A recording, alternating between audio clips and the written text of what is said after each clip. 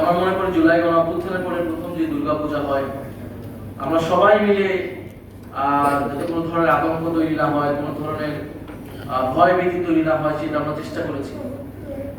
তো এই যে বিভিন্ন জায়গায় পূজা আসলেই মন্দির ভাঙা বা বিভিন্ন কমিউনিটির, আমাদের এই যে বৌদ্ধ ভিক্ষু বললেন যে ওনাদের কক্সবাজারে যে হামলা হয়েছে, এই বিষয়গুলো সরকারকে সবচেয়ে বেশি তৎপরতার সহিত দেখা উচিত।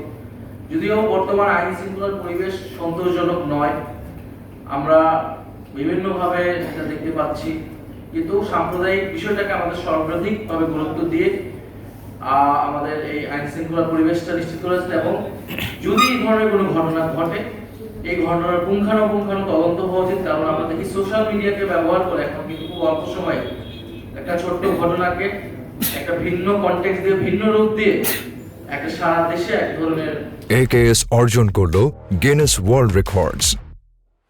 AKS পরিবেশ পরিস্থিতি তৈরি করা হয় এবং এটার জন্য ওত পেতে থাকে বিভিন্ন এজেন্সি এবং বিভিন্ন রাজনৈতিক গোষ্ঠী এটার ফায়দা নেওয়ার জন্য পরিকল্পিতভাবে সাম্প্রদায়িক বিভাজন এবং সম্প্রীতি বিনষ্ট করার চেষ্টায় আছে। কারণ বাংলাদেশকে তারা দেখাতে চায় যে এখানে সাম্প্রদায়িক সম্প্রীতি নেই, এটা দেখালে বিভিন্ন রাজনৈতিক গোষ্ঠীর লাভ হবে।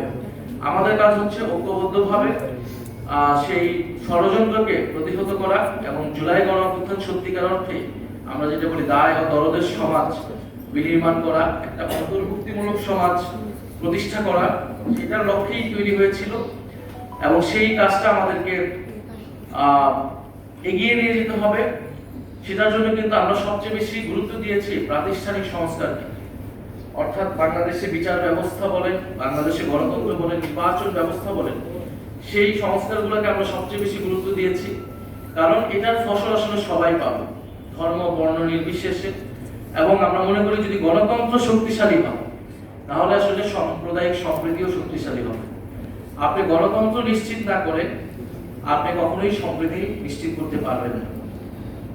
সম্প্রীতি নিশ্চিত করার পূর্ব সূত্র হচ্ছে গণতন্ত্র নিশ্চিত করা। গণতন্ত্র নিশ্চিত করার পূর্ব শর্ত হচ্ছে আমাদের যে রাষ্ট্রীয় প্রতিষ্ঠানগুলো, নির্বাচন ব্যবস্থা, আমাদের বিচার ব্যবস্থা, সেটা নিশ্চিত করা। ধরেন যদি উচ্চ কক্ষ হয় ভোটের অনুপাতে, সেখানে কিন্তু সকল সম্প্রদায়ের প্রতিনিধিত্ব নিশ্চিত করা আরো বেশি সহজ হবে, যেটা নিম্ন কক্ষে হচ্ছে না। কিন্তু সেটা উচ্চ কক্ষের মাধ্যমে কিন্তু আমরা সেটা করতে পারবো। ফলে সেই জায়গা থেকে এই সংস্কারগুলোর পক্ষে, এটা কোনো দলের সংস্কার না, দলের লাভের জন্য না। এই সংস্কার হলে বিরোধী দল বা আমরা যে খুব লাভবান হবে এরকম না, এটা দেশের মানুষ লাভবান হবে, রাষ্ট্র লাভবান হবে। আপনারাও আপনাদের জায়গা থেকে কথা বলবেন, সরকারের সাথে যখন আপনারা আলোচনা করবেন এই বিষয়গুলো আপনারা বলবেন। যদি বিচার ব্যবস্থা ধরেন স্বাধীন নিরপেক্ষ থাকে, তাহলে যে কোনো সাম্প্রদায়িক হামলা বিচারের কিন্তু সুফলটা আপনারা পাবেন।